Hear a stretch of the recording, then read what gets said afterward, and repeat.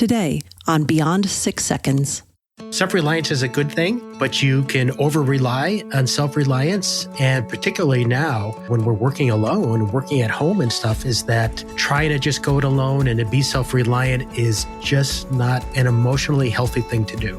Welcome to Beyond 6 Seconds, the podcast that goes beyond the 6-second first impression to share the extraordinary stories and achievements of everyday people. I'm your host, Carolyn Keel. On today's episode, I'm speaking with Wayne Baker. Wayne is the author of the just-published book, All You Have to Do Is Ask, How to Master the Most Important Skill for Success.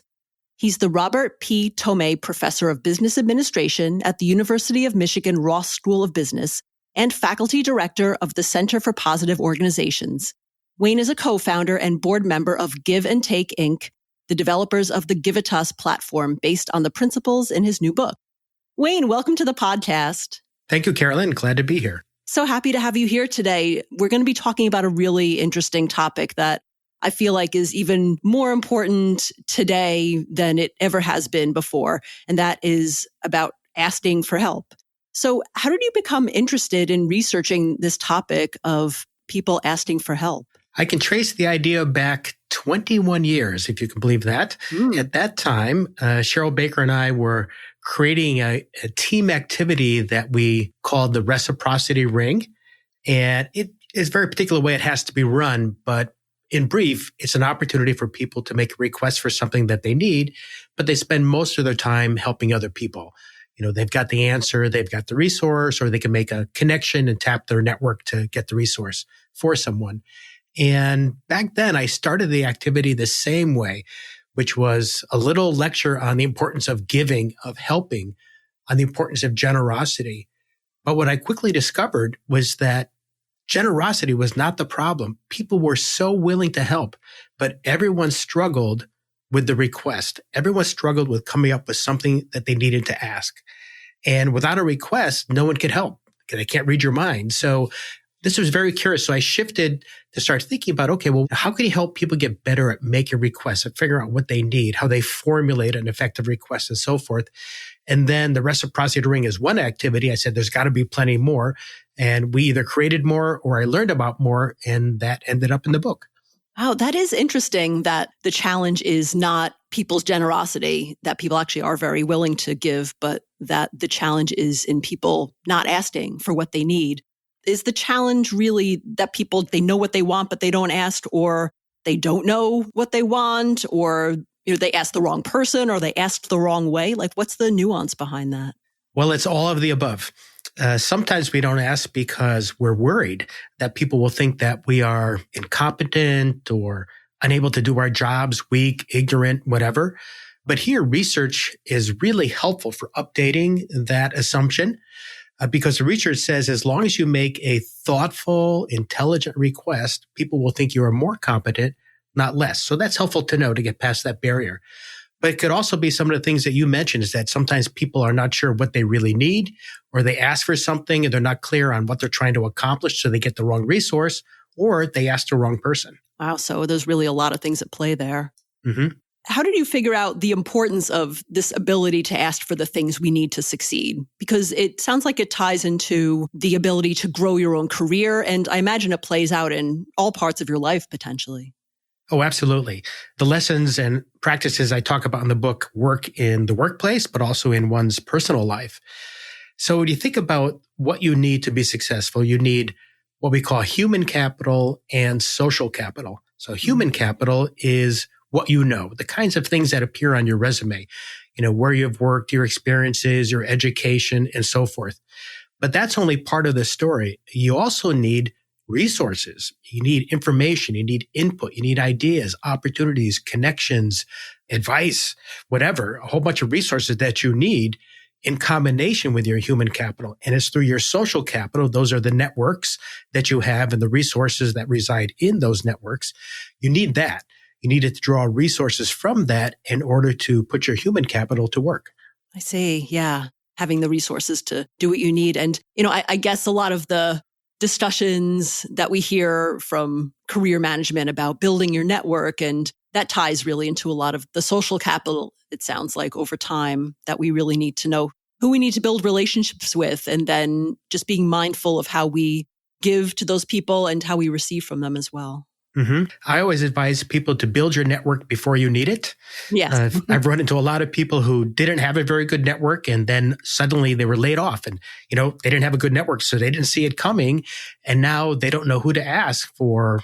Where are job openings? How could I, find a good recruiter or whatever it might be?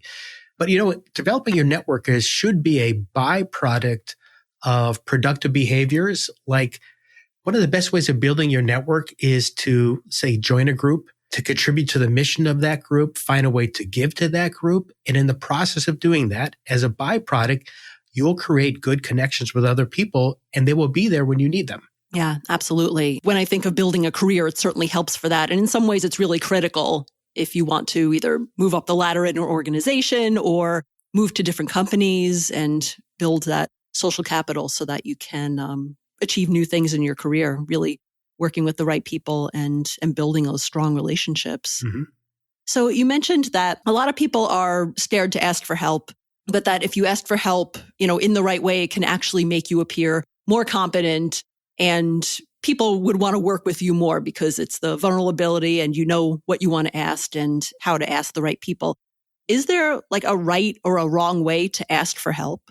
Yes, there is. I think to come up with a thoughtful request, you need to first figure out, what are you trying to accomplish? What's the goal? What's the objective here? And to be clear about that first. Say, okay, if I've got that goal, that's what I want to get to. Well, what are the resources that I need to help me make progress on achieving that goal? And that it could be information, ideas, access to an expert, brainstorming session, whatever. Those resources, they say, okay, now I want to formulate an effective request.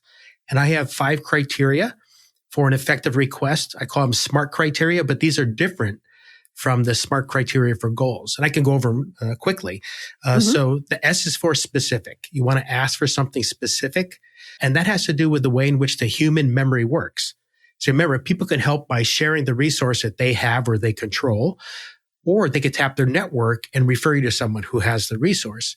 Well, a specific request will trigger people's memories about what they know and who they know. A general one just won't do that. The M, and this is different from the M for SMART goals, which is measurable, and measurability is nice. But here, M is meaningful. It's the why of the request. Carolyn, it's interesting that oftentimes people will leave the why out, the meaningful part of it out. And that's what really motivates people. That's what gets people to understand, oh, that's why you're asking. Now I see why you're asking. Now I see what you're trying to accomplish. I get how important that is. Yeah, I'll be glad to help you. So the A is for action. You're asking for something to be done. So restating a goal is not a request, because a goal is a destination. A request is something that helps you get there. So you ask for something to be done in action. The R is for strategically realistic. I encourage people to make small requests, big requests, stretch requests, but it has to be within the realm of possibility. And then the T is for time. You need a deadline. You need a date. And if I said, okay, sometime in 2020, that's not going to motivate a lot of people. But if I say, I really need it by the end of this month, and here's why, that will motivate people to respond. So if you're clear on the goal, you know the resource that you need, and you formulate it as a SMART request, you're just about all the way there. Wow. So that's a pretty detailed formula. If people can think of that when they're forming their asks, I could totally see how that's compelling for someone being asked and how it can help them think about how they can help someone, whether they have a direct connection or maybe they can refer you to the right person to help out with that request. Absolutely. So are these some of the methodologies or techniques that you talk about in your latest book? Yes, I talk about the SMART criteria, and I talk about 3 different approaches for figuring out what it is that you need. There's one called Quick Start. The other is goal setting or goal articulation. And then the third one is visioning. So Quick Start, as the name implies, is something you could do quickly. It's 5 incomplete sentences. And if you complete those sentences, you'll get a good sense of what you want to accomplish and a resource that you need. And I can share 1 or 2 with you. So it could be as simple as, I'm currently working on, and you got to fill in that blank, and I could use, and that would be the resource. Or it could be, my greatest challenge is, and I would benefit from That would be another. I'll give a third one, which is my biggest hope in life is, and I could use. So I have 5 of those. And if you fill in those blanks, and I have executives do this all the time in our executive education, they'll take 5, 6, maybe 10 minutes to really think about, they'll fill that out. But do they really have a good idea of what it is they're trying to accomplish and the resource that you need? Now, goal articulation method, which I write about in the book, is the second method. It takes longer to do that. And just in a quick summary, it involves thinking about different domains in your life, thinking about the goals that you have in those domains, what resources you would need, and so forth. And then the third one is very powerful, but it does take a while, which is visioning. It's a process of writing a vivid, inspiring, detailed narrative of what your life looks like, say, 3 or 5 years from now. It's the life that you want to have. And once you have that vision out there, you have a good sense of what the goals are and then the resources that you need. In fact, sharing the vision with others is an implicit ask. People will say, oh, you're trying to accomplish that? That's the life you want to have? Oh, you got to talk to my old college roommate because, that person can really help you with this. So those are the 3 different methods. Those are great. I could totally see how having a template for an ask can be really helpful for people, thinking specifically about the first methodology that you shared. I could even envision taking something like that to a team meeting or even a networking group and kind of going around the room and having people complete that particular methodology or that particular script on their own. And I could totally see how it might spark ideas in other people at that meeting to be able to help. Mm-hmm. In fact, that's how we use it. We use it before we do the Reciprocity Ring or stand-ups or any of the other team activities that I talk about in the book. We'll often start with that quick start method because it doesn't take very long to do it.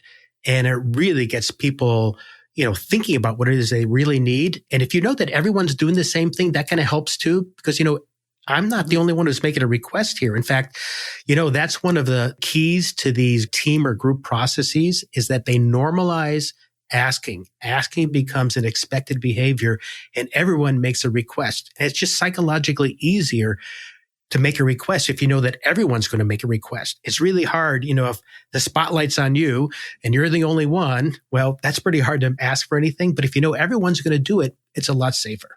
Yeah. And I was just thinking that if you're the person making an ask, to make the real ask, like something that you really deeply want, requires a certain amount of vulnerability. And I can imagine that's uncomfortable for a lot of people, especially if you're meeting strangers or even, maybe coworkers that you may or may not be super close to. So it's easy to kind of give a surface ask like, oh, I'd love to have the opportunity to do, some generic type of thing at work versus I'd really love to get a half hour coffee with the CEO. And it was like, yeah, sure. Everybody would love that. So I think being willing to be vulnerable and again, normalizing this, saying that everybody's going to be asking for something, I think really helps as a first step towards being more vulnerable in that position. Yeah, it really does. Really does. Since you've spent a lot of time studying the nuances and the importance of asking for help, I'd love to learn how that's played out in your own experience, either in your own life or career. So would love to hear maybe, an experience that you had or maybe tell me about a time that you asked for help, that you were maybe in a really challenging position, or maybe it was just something that was really memorable where you had to ask for help and what the reaction was. Well, I had to ask for a lot of help to write this book. Mm-hmm. If you look at the acknowledgments, and it's interesting, in the old days, the acknowledgments would be, that statement would be in the front of the book. Now they put it at the end. I don't know why, but that's where it is now. But if you get to the end and you see the acknowledgments, the first line is, I asked a lot of people for help with this book, and I kept track of everyone who I asked, everyone who helped me, whether the name appeared in the book or not. And there's well over 100 names of people who I asked for help, asked to interview them for the book, or I learned a process or a practice from them that I put in the book. So it really was putting into practice the whole lesson of the book to write the book. So that would be a very recent one, but there's been others. I think back on our 10th wedding anniversary. This was a long time ago, but very memorable.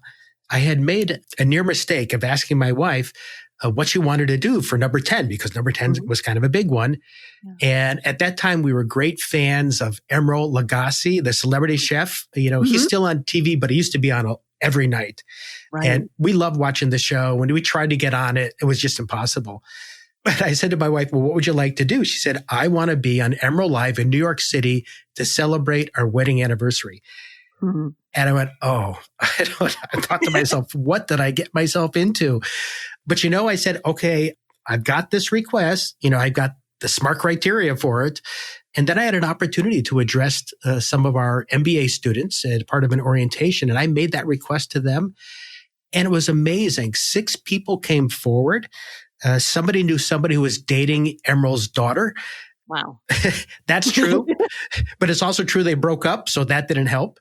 But there was a connection that worked out. And because of the generosity of a student in Ann Arbor that day who made a connection to a producer in New York, my wife and I were on that week of our anniversary.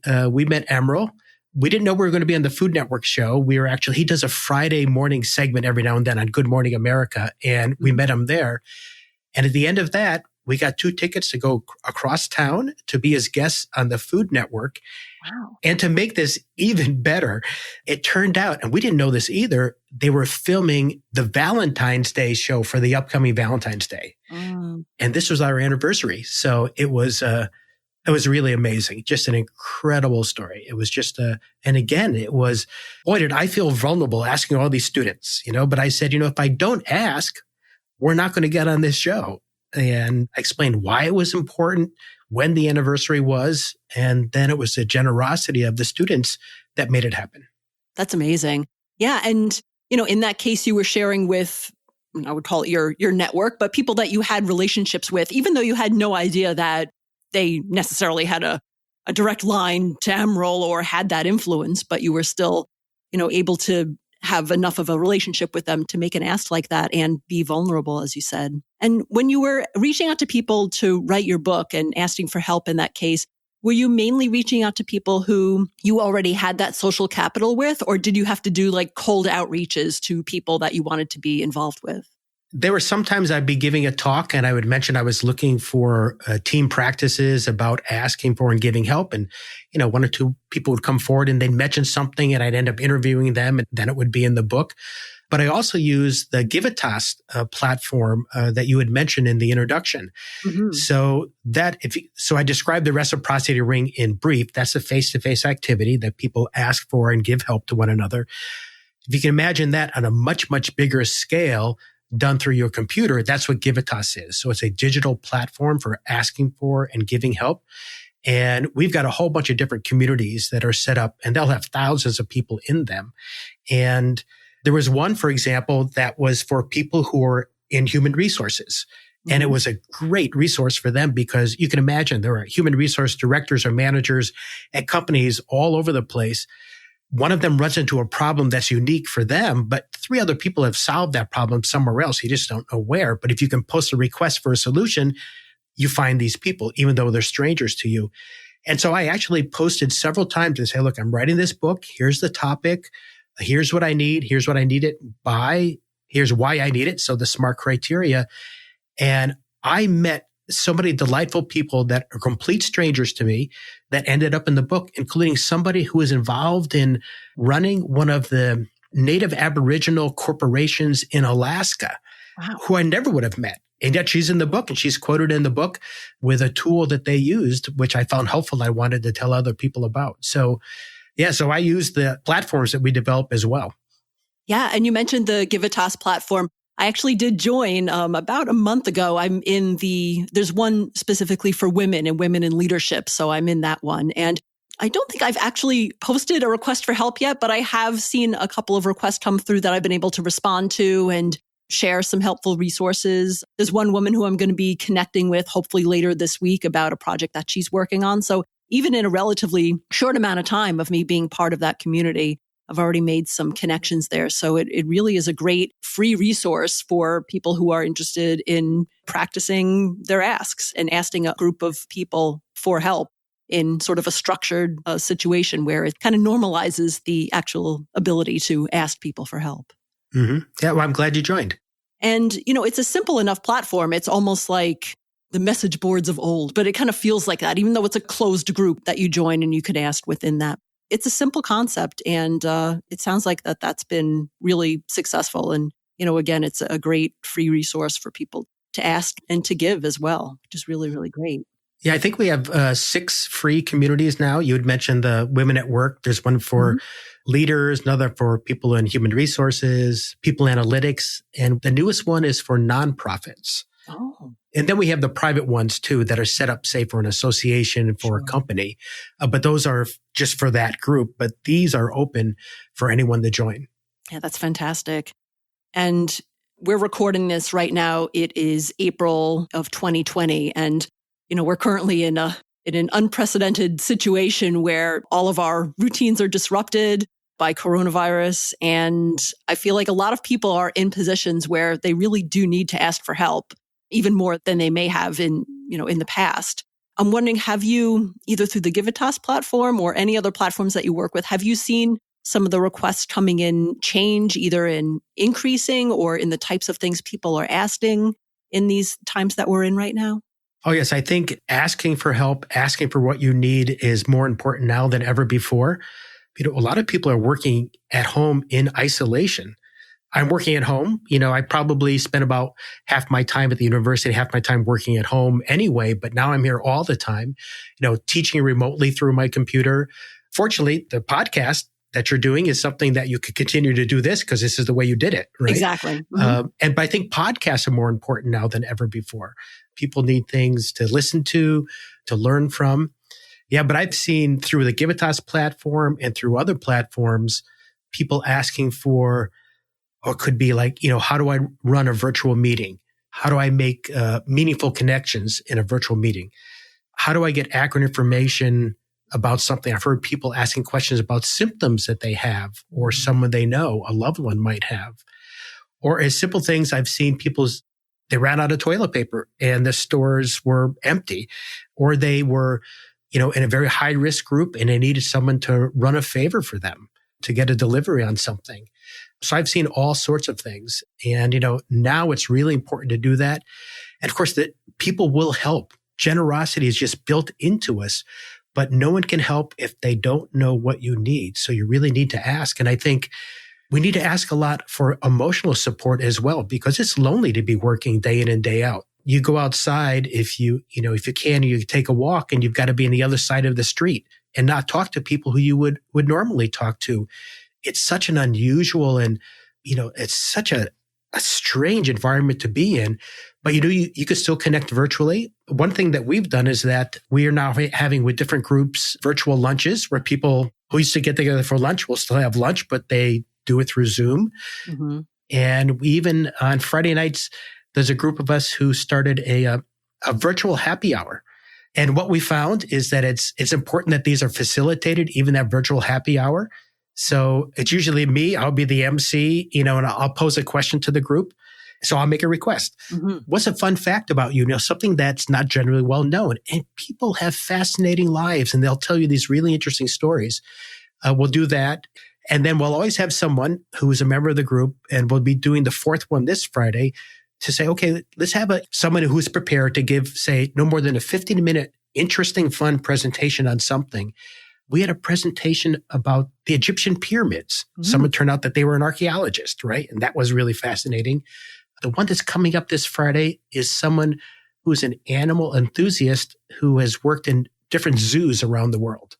And it's going to show us some pictures and things like that. And then we had someone else who was a member of the Audubon Society. That was his hobby. And so he gave, just a 50-minute presentation on birds coming to Ann Arbor at this time of the year. So what we found is that it has to be facilitated, but it's just an hour, it's just that break. It's just to have a little bit of fun together and connect. And what's really happening is that it's helping people to reach out and connect in a meaningful and a supportive and emotional way. But we had to make a request to even start this thing, asking people if they wanted to join and then asking them what they wanted to do. So you think about all the requests that are built into that, and the technology will help you do that now. Absolutely.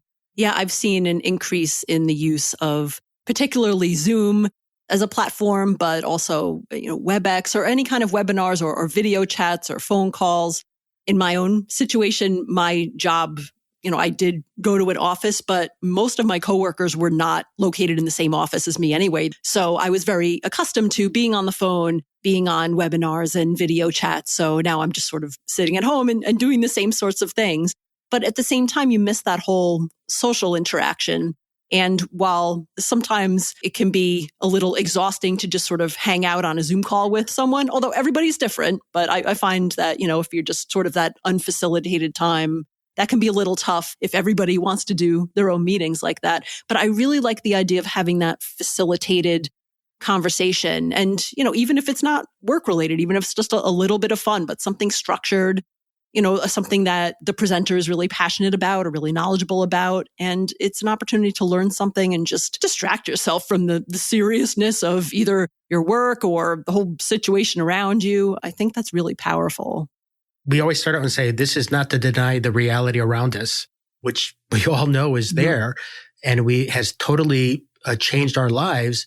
It's just saying, let's take a little break from it just for an hour together as friends and new friends and to connect, have a little bit of fun, and learn something new. Yeah, absolutely.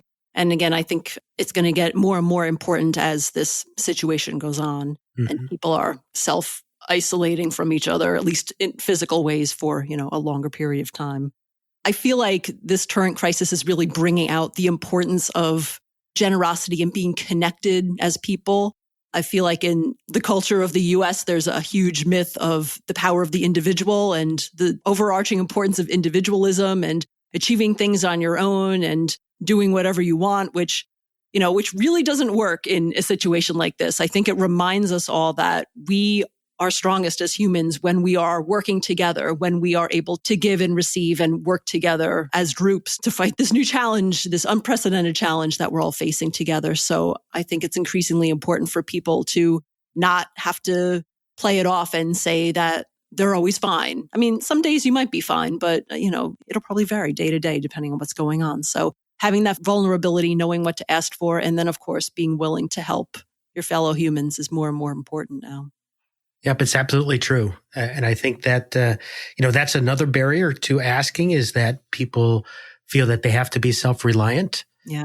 In fact, it's, self-reliance is a good thing, but you can over-rely on self-reliance. And particularly now, when we're working alone, working at home and stuff, is that trying to just go it alone and to be self-reliant is just not an emotionally healthy thing to do. Absolutely. Since we're all working virtually now or interacting with each other through mostly virtual means, do you have any other advice for building those connections when we can't physically be sort of near each other? Yeah, I've been in so many different virtual meetings that I've seen some patterns. I've been in, virtual town halls, committee meetings, church staff meetings, virtual classes, virtual lunches. It kind of goes on. And the ones that work have some common features. We've already mentioned one, which is that there is some sort of facilitation that goes on. Now, it could be very light-handed, but there is facilitation that goes on. Another is that everyone's video should be on.